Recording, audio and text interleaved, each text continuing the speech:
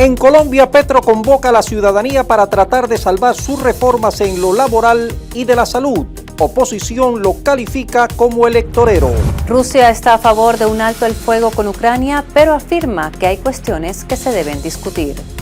Delcy Rodríguez acusa a ExxonMobil de planear asesinatos contra dirigentes de Venezuela y de impulsar sanciones contra Chevron. Presidente Nicolás Maduro propondrá excluir de las próximas elecciones a gobernadores y alcaldes que no financiaron proyectos comunales. Vinotinto alista fecha de eliminatorias. Yulimar Rojas retorna y un ex pelotero toma las riendas de un equipo de fútbol. Y al cierre de esta edición hablaremos de la Ley Ángel, una iniciativa legislativa aprobada por el Congreso de Colombia que endurece las sanciones contra el maltrato animal.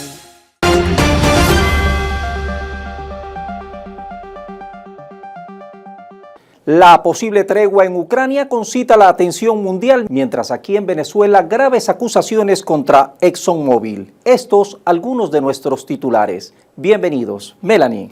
Con este adelanto de algunas de las noticias que estaremos ampliando en la presente emisión, comenzamos. Tras el escándalo que se desató con la Agencia de Estados Unidos para el Desarrollo Internacional, USAID, para el financiamiento a grupos opositores de diversos gobiernos, el organismo envió correos a sus empleados disponiendo que se destruyan los documentos de dichos aportes. Las instrucciones fueron emitidas por la secretaria interina del organismo, Erika Carr. Carr dispuso como quemar en bolsas y destruir con trituradoras cualquier historial de documentos que puedan comprometer a la organización. En los emails se detalló que las bolsas en las que se destruyeron los archivos debían ser selladas y etiquetadas con la palabra secreto. La destrucción de documentos clasificados se llevó a cabo sin el debido seguimiento de los procedimientos legales establecido por la Ley de Registros Federales, que prohíbe la eliminación de documentos antes de su periodo de retención designado. Su desaparición afecta además cualquier futura investigación sobre montos, beneficiarios y objetivos del financiamiento. Luego de lanzar el mayor ataque con drones contra Rusia, Ucrania afirmó estar lista para aceptar un alto el fuego de 30 días con Moscú. La decisión fue anunciada tras la reunión de las delegaciones de Estados Unidos y Ucrania que se realizó en Arabia Saudita el pasado 11 de marzo para resolver el conflicto ruso-ucraniano. Rusia dijo que también está de acuerdo, pero hay cuestiones que se deben discutir. Para Moscú, esta tregua no deberá ser una especie de respiro para el rearme de Kiev. El mandatario ruso consideró necesario hablar el tema con sus colegas estadounidenses. Incluso Putin no descartó llamar al presidente Donald Trump, ya que tiene varias interrogantes de cómo se organizaría un hipotético alto el fuego con Ucrania, que recordó debe conducir a una paz duradera que erradique las causas del conflicto. Y aunque se habla de una tregua, paradójicamente, luego de las negociaciones en Arabia Saudita, Estados Unidos reanudó el intercambio de inteligencia y la ayuda militar a Ucrania, es decir, enviará más armas. Pocas horas antes de este encuentro, las Fuerzas Armadas de Ucrania lanzaron el mayor ataque con drones desde el inicio de la guerra contra territorio ruso dirigido a la población civil. 3 personas fueron asesinadas y muchas más resultaron heridas, incluidos niños. El Ministerio de Defensa de Rusia informó que en la noche del 10 al 11 de marzo lograron derribar 337 drones. Aunque Ucrania dice querer la paz, este ataque masivo envió un mensaje contrario. Y en Colombia el enfrentamiento político llevó al presidente Gustavo Petro a plantear que sea el pueblo vía consulta popular quien decida si apoya sus reformas al sector laboral y de salud, negadas en su momento por el legislativo. Al anunciar su decisión, Petro acusó al Senado de funcionar como una dictadura al bloquear sus principales iniciativas sociales. Para el ministro del Interior, Armando Benedetti, el bloqueo justifica el paso tras criticar a la oposición por su poca predisposición al diálogo que únicamente obedece a las órdenes del capital. Para el gobierno, la patronal bloqueó la reforma para continuar explotando casi al punto de la esclavitud el trabajo de la mayoría de los colombianos, así como la salud y los beneficios de los jubilados. La consulta anunciada podría realizarse a mitad del año. Los enfrentamientos entre las fuerzas del nuevo gobierno de Siria y los leales al expresidente Bashar al-Assad dejaron en solo 4 días más de 1.300 muertos. 830 de ellos eran civiles. La mayoría de las personas asesinadas formaban parte de la minoría religiosa alawita que conformaba la base de apoyo del gobierno de al-Assad, el presidente derrocado. Los enfrentamientos iniciaron el pasado 6 de marzo y se tratan de los más violentos desde que el exmandatario sirio fue depuesto. Algunos ciudadanos denunciaron que están siendo víctimas de una limpieza étnica y de una discriminación política. La violencia de los últimos días ha forzado el desplazamiento de miles de personas y los expertos comentaron la posibilidad de que estalle una guerra civil como en 2011. La ONU exigió a las autoridades sirias que detengan el asesinato de civiles en las zonas costeras del país árabe y además manifestó que los responsables deben rendir cuentas. El antiguo equipo sanitario del legendario futbolista Diego Armando Maradona ha sido llevado a juicio en Argentina, acusado de presunto homicidio por negligencia y enfrenta penas de hasta 25 años de cárcel tras su muerte a los 60 años en el 2020. El tribunal juzgará si los 7 acusados, entre ellos un psiquiatra, un neurocirujano y varios miembros del personal médico, son culpables en uno de los juicios más mediáticos en ese país en los últimos años. Entre los familiares de Maradona presentes en la sala se encontraban sus hijas Dalma, Yanina y Hanna y su expareja Verónica Ojeda, quienes aspiran a que se haga justicia. Semanas antes de la muerte del astro del fútbol, el neurocirujano Luque operó al exfutbolista para extraerle un coágulo de sangre en el cerebro y Luque fue su médico durante los últimos 4 años. Patricio Ferrari, fiscal del caso, mostró una foto inédita de El Pelusa momentos antes o después de morir. En ella se veía al exfutbolista postrado en la cama con la zona estomacal completamente hinchada y entubado, lo que generó conmoción en la sala. Y los jubilados en Argentina fueron duramente reprimidos por las fuerzas de seguridad del gobierno de Javier Milei, dejando un saldo de decenas de heridos y más de un centenar de detenidos. El 12 de marzo, los jubilados realizaron una nueva marcha para protestar en contra de los recortes a las pensiones que ha implementado la administración de Milei, lo que derivó en enfrentamientos con la policía, dejando decenas de heridos y más de 120 detenidos. La manifestación fue respaldada por aficionados de varios equipos de fútbol, organizaciones sociales, sindicatos y partidos opositores. Los efectivos usaron balas de goma y gases lacrimógenos para dispersar la manifestación que se realizó al frente del edificio del Congreso en la ciudad de Buenos Aires. La violenta agresión de un efectivo policial a una jubilada de 87 años, quien fue golpeada y tirada al suelo, generó gran indignación en la población. El Canal de Panamá y sus operadores se ha constituido en el primer round en el enfrentamiento comercial que a largo plazo mantiene Estados Unidos con China. Tras el anuncio de la recuperación del canal por parte de Donald Trump, la empresa china Hutchison Holding poco más y se ha visto obligada por el gobierno panameño a vender sus acciones a inversores estadounidenses, entregándoles el control de puertos en Balboa y Cristóbal. Como se sabe, ambos desempeñan un papel clave en el transporte de mercancía a través del canal, proporcionando un enlace entre los océanos Atlántico y Pacífico. Tras el anuncio, Pekín rechazó el uso indiscriminado de medidas coercitivas bajo el criterio de seguridad nacional. El paso adelante de Estados Unidos en Panamá constituye la respuesta a la construcción del enorme puerto chino de Chancay en el Perú, considerado uno de los más grandes del mundo y que concentrará gran parte de las importaciones y exportaciones de América Latina y el Caribe a ese país, y que no es del agrado de Trump. Y la electricidad se ha convertido también en un nuevo foco de tensión en las relaciones comerciales entre Estados Unidos y Canadá. El gobernador de Ontario, Doug Ford, retiró el recargo del 25% que había impuesto a la electricidad que esta provincia canadiense vende a 3 estados de los Estados Unidos, tras amenazar antes con suprimir el servicio. Horas después, el presidente estadounidense Donald Trump retiró su amenaza de imponer un arancel del 50% sobre el acero y el aluminio canadiense. Canadá es un exportador neto de electricidad a Estados Unidos y las redes energéticas de ambos países mantienen una alta interdependencia. Estados Unidos y Canadá intercambian energía por valor de 95.000 millones anuales y en algunos estados este comercio llega a representar entre el 5 y el 15% de su PIB, según una investigación del Centro de Estudios Estratégicos e Internacionales. Por ahora, entonces, como suele suceder con Trump, nadie sabe nada sobre montos, plazos ni productos. Mientras tanto, la imposición del gravamen eléctrico por parte del gobernador de Ontario pone de manifiesto que un recurso básico como la electricidad también puede usarse como arma geopolítica. Las fuertes lluvias que se registraron el pasado 7 de marzo en la ciudad argentina de Bahía Blanca provocaron una inundación devastadora en esa zona turística y portuaria, donde en un solo día cayó la cantidad de lluvia equivalente a un año. El desbordamiento del canal Maldonado y del arroyo Napostá dejaron a gran parte de la ciudad bajo agua.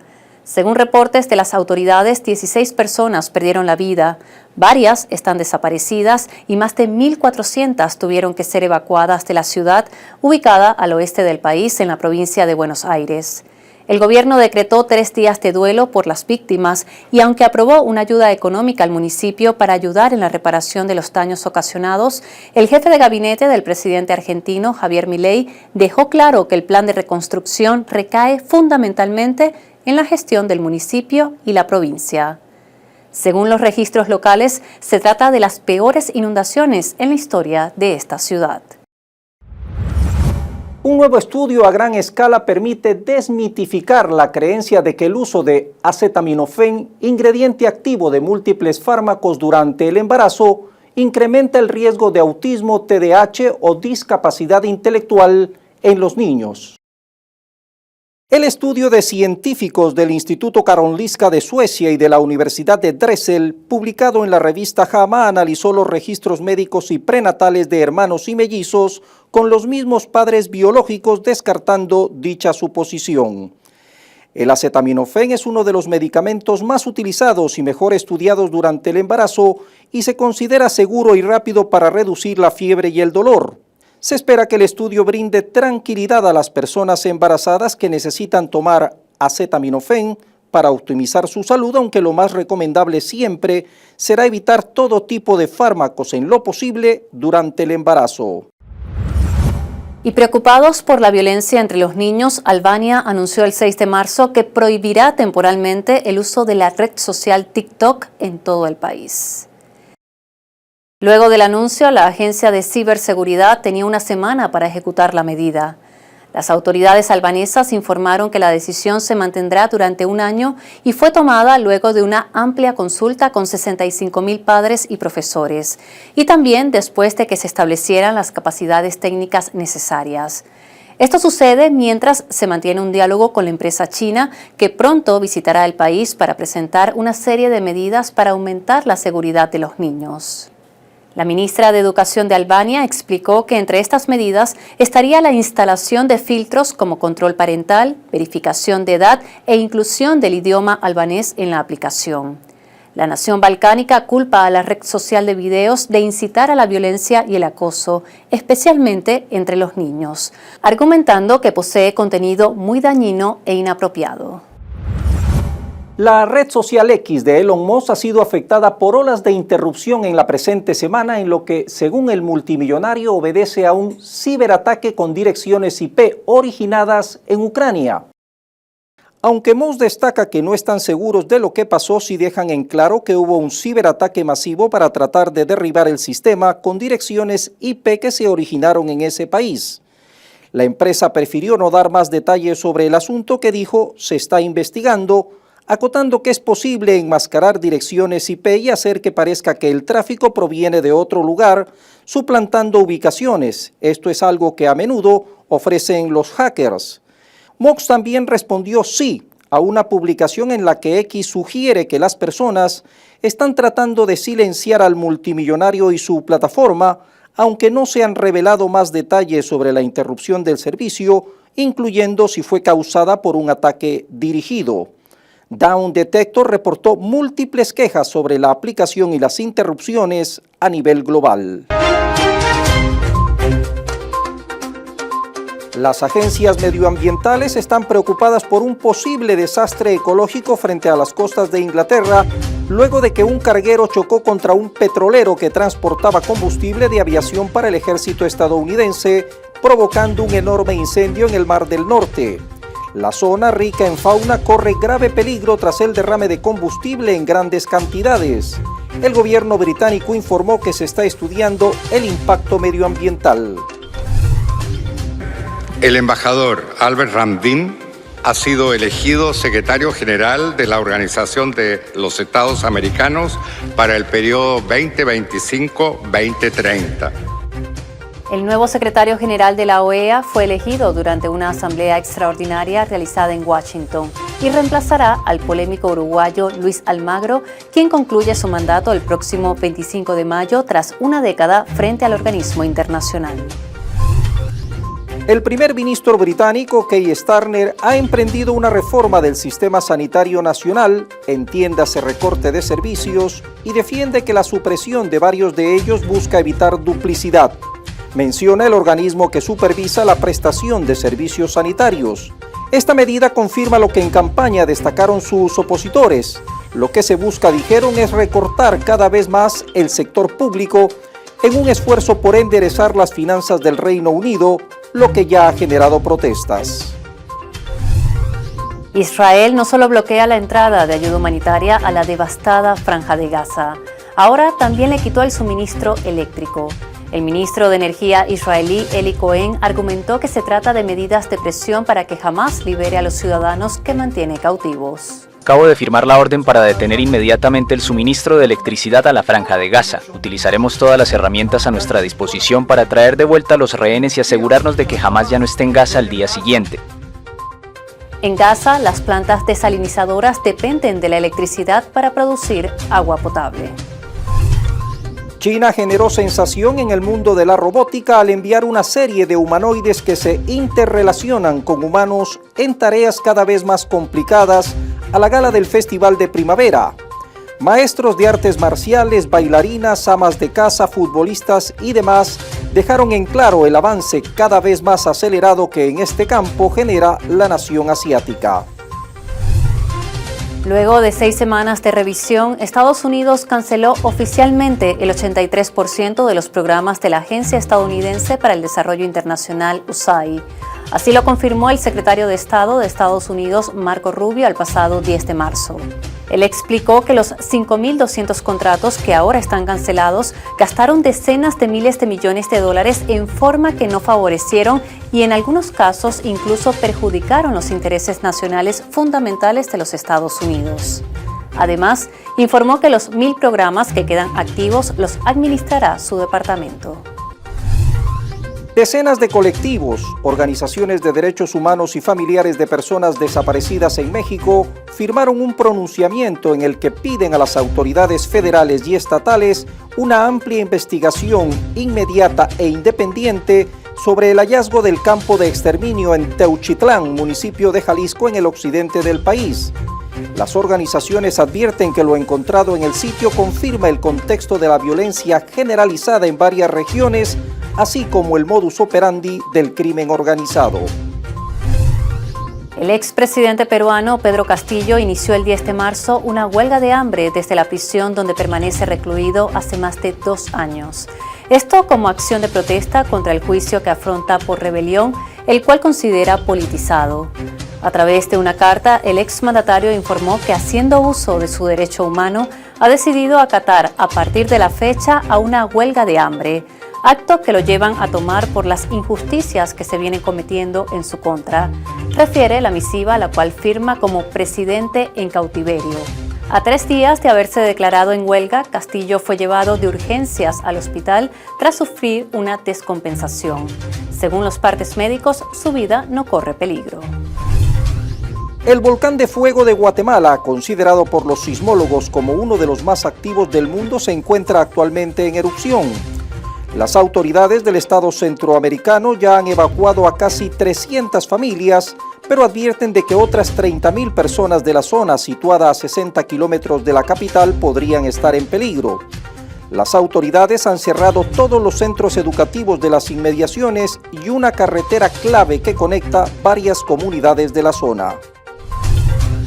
El expresidente de Filipinas, Rodrigo Duterte, fue detenido el 11 de marzo al llegar al Aeropuerto Internacional de Manila procedente de Hong Kong tras una orden de arresto de la Corte Penal Internacional por presuntos crímenes de lesa humanidad cometidos durante la campaña antidrogas que llevó a cabo en su gestión. El exmandatario es sospechoso de estar vinculado a los asesinatos masivos ocurridos durante la letal campaña. Duterte, quien gobernó Filipinas entre 2016 y 2022, fue enviado a La Haya y quedó bajo custodia de la CPI. En Groenlandia, el partido opositor Democratic, proempresarial y partidario de un proceso gradual hacia la independencia del territorio de Dinamarca, ganó las elecciones parlamentarias con un 29.9% de los votos. Los comicios estuvieron marcados por la promesa del presidente estadounidense Donald Trump de tomar el control de la isla, lo que elevó el impulso independentista.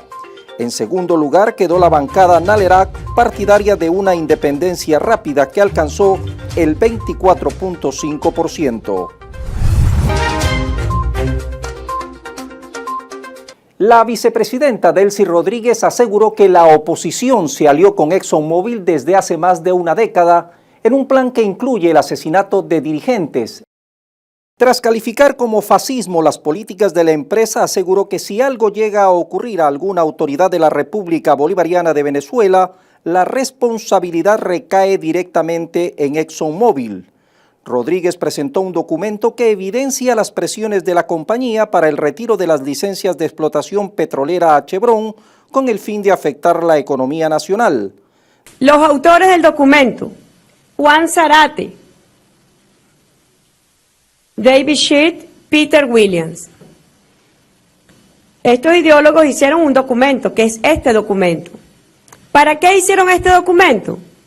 Para incidir en los decisores, en las autoridades de la administración de los Estados Unidos de Norteamérica, a efecto de decir que más sanciones no solamente, obviamente, causa gran sufrimiento económico en la población.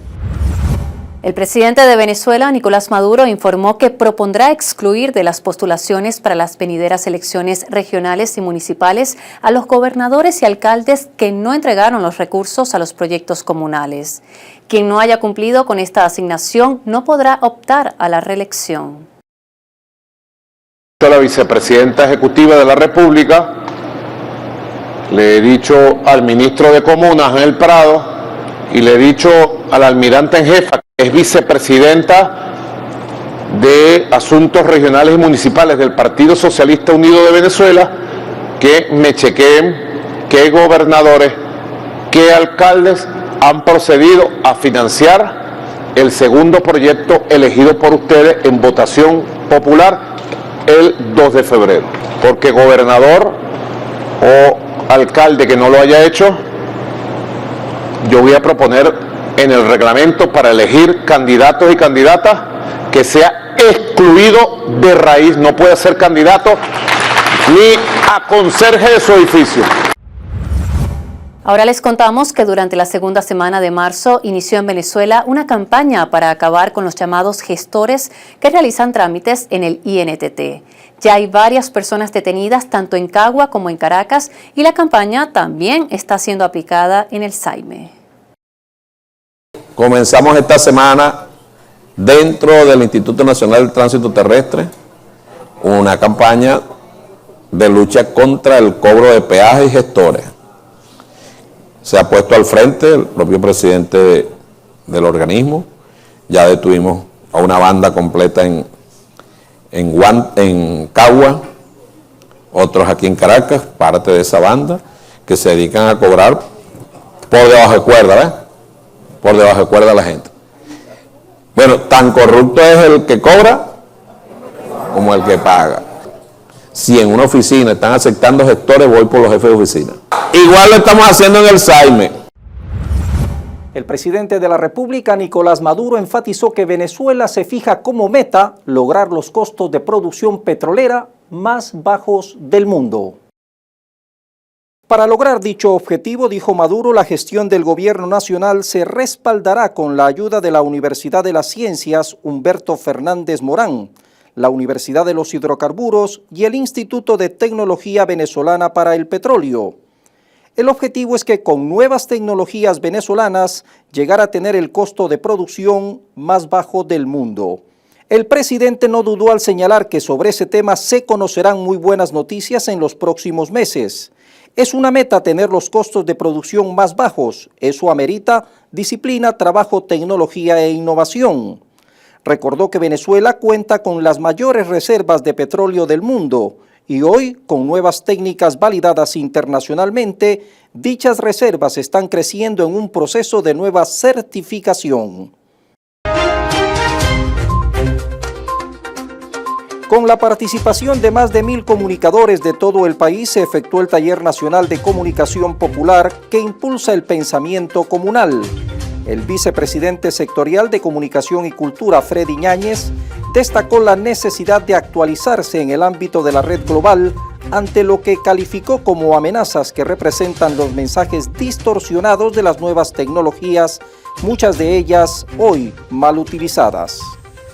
En las redes sociales y el trasfondo que hay en las redes sociales es la búsqueda de robarnos nuestra capacidad política, es el intento de desterritorializar al individuo, es el intento de aplanar las singularidades culturales que tiene la humanidad y de encasillarnos a cada uno de nosotros en una individualidad extrema. Hoy las tecnologías digitales es verdad que representan una amenaza extraordinaria en ese sentido, una amenaza para la seguridad de los estados desde el punto de vista de los datos, una amenaza desde el punto de vista de la salud pública, de la sociedad. Hay suficiente literatura al día de hoy para demostrar cómo el uso excesivo y no consciente de las nuevas tecnologías de la comunicación y de la información generan una sociedad mucho más ansiosa, una sociedad con muchas más complicaciones para concentrarse e incluso para pensar. Venezuela informó que llegó a un acuerdo con el enviado especial de Estados Unidos, Richard Grenell, para reactivar los vuelos de repatriación de los migrantes venezolanos que se encuentran en territorio estadounidense a través del Plan Vuelta a la Patria. Mediante un comunicado, Jorge Rodríguez, designado para los diálogos de paz, expresó que con esta acción se busca resguardar los derechos humanos de sus migrantes. Venezuela ha aumentado significativamente la producción en materia de acuicultura y pesca, lo que ha permitido abarcar y llevar sus productos a 33 países. Así lo anunció el ministro del ramo, Juan Carlos Loyo. Aseveró que esto permitió pasar de ser un país inexperto y sin mayores exportaciones a establecer acuerdos comerciales con otras naciones, una de ellas China. Este crecimiento de un 200% forma parte de lo que se conoce como Venezuela Azul, enmarcada en el desarrollo del sector pesquero y acuicultor. Más de 200 escuelas han sido rehabilitadas en Venezuela entre los meses de enero y febrero de 2025. Entre enero y febrero hemos entregado más de 200 instituciones educativas en todo el país. En marzo se van a entregar más de 100 y así vamos a ir recuperando toda la infraestructura educativa. En el marco del primer Seminario Internacional de Farmacia, la vicepresidenta sectorial de Ciencia, Tecnología y Salud, Gabriela Jiménez Ramírez, destacó la necesidad de impulsar una política de acceso a medicamentos que priorice la sostenibilidad y la producción nacional. Tras abogar por la salud integral de los venezolanos, convocó a impulsar el sector que emplea 30.000 personas, además de 5.000 especialistas en áreas técnicas. La actividad contó con la presencia de 4 cámaras farmacéuticas del país, así como rectores y representantes de universidades nacionales. El Hospital Universitario de Caracas recibió el 10 de marzo un resonador magnético integrado con inteligencia artificial. Se trata de un equipamiento de alta tecnología. Las autoridades informaron que este es el primero de varios que llegarán al país. Como parte del proyecto de rehabilitación de este centro de salud, también se hizo entrega del banco de sangre, laboratorios y sala de recuperación anestésica. La playa Los Caracas le apuesta a una nueva oferta turística con instalaciones conocidas como cápsulas chinas diseñadas para ofrecer una experiencia de convivencia diferente, así como cabañas contemporáneas. La nueva propuesta destaca por su diseño innovador, cuentan con aire acondicionado, iluminación LED, cocina-baño y 2 habitaciones, todo de última generación, que busca revitalizar la ciudad vacacional. Yulimar Rojas vuelve a las pistas. Mineros estrena a propietario y la Vinotinto lista para Ecuador y Perú. Tras casi un año de ausencia, tras una lesión en el tendón de Aquiles que la dejó fuera de las Olimpiadas de París, la plusmarquista mundial Yulimar Rojas retornó a las competencias. El salto de longitud, su primera participación en Salamanca, España, forma parte del proceso de recuperación para retomar el salto triple, donde mantiene el récord mundial. Bob Abreu fue presentado como el nuevo propietario de Mineros de Guayana, equipo que milita actualmente en la segunda división del fútbol profesional venezolano.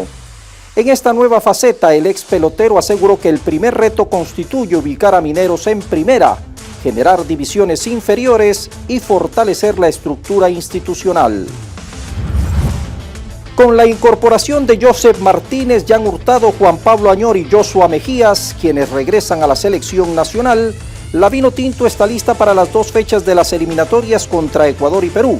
El Bocha Batista también le apuesta a nuevas figuras como Gleiker Mendoza, Jorge Iriarte y Tomás Gutiérrez, en una mezcla de juventud y experiencia.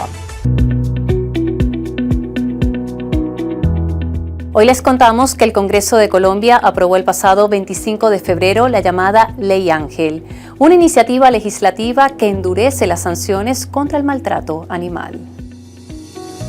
Aumentamos la pena privativa de la libertad para quienes maten con dolo a un animal o agredan sexualmente a un animal o le causen lesiones en su integridad corporal. Esta pena superará los 3 años de cárcel, de manera que el delito dejará de ser excarcelable. También aumentaron las multas, que ya no serán de 5 salarios mínimos mensuales, sino de hasta 60 salarios mínimos dependiendo de la gravedad del delito. Además, se prohíbe a los agresores volver a tener animales. En estos momentos, el instrumento legal está a la espera de la sanción presidencial para que se convierta en ley de la República. Esta iniciativa fue impulsada por el caso de Ángel, un perro que fue brutalmente maltratado en Boyacá en octubre de 2021, cuando apenas tenía 5 meses de nacido. Le quitaron la piel y lo torturaron al punto que requirió unas 20 cirugías. Su caso fue tan desgarrador que indignó a la sociedad colombiana. Después de 3 años de cuidado, Ángel falleció en enero de 2025. Y el viernes anterior al equinoccio de marzo se celebra el Día Mundial del Sueño con la finalidad de sensibilizar a la población acerca de la importancia de dormir bien. Se pretende tratar las causas y síntomas de la falta de sueño, un problema que si no es tratado a tiempo puede ocasionar serios problemas de salud. Hacer de esta y del sueño una prioridad es lo que se busca en una conmemoración donde participan distintos profesionales y expertos en la materia para dar a conocer la importancia en la prevención y los posibles tratamientos a los problemas del sueño que cada día afectan a un gran número de personas en todo el mundo. Muchos de los problemas de salud parten, Melanie, de la falta de un adecuado descanso, de ahí su importancia. Así, la dinámica global esta semana. Nos vemos en una próxima emisión.